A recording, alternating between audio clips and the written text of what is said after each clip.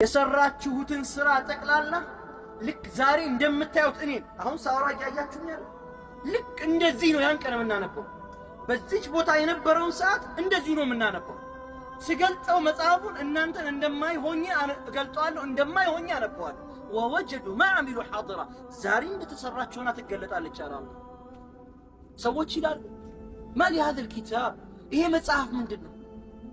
ማ ሊሃذا الكتاب لا يغادر صغيرة ولا كبيرة إلا أحصاها ትንሽ አይደል ትልቅ አይደል። እኛ እኮ ለቀልድ ነበር ይሄን ነገር ያደረግነው። እኛ ለቀልድ ነበር የተናገርነው። እየተጫወትን ነበር እኮ እንደው እያሾፍን ነበር ይላሉ። አላህ አይተወውም። لا يغادر صغيرة ولا كبيرة إلا أحصاها ያጨቃት ይሁን እንጂ የተጻፈባት ይሁን እንጂ አይተዋትም አላህ።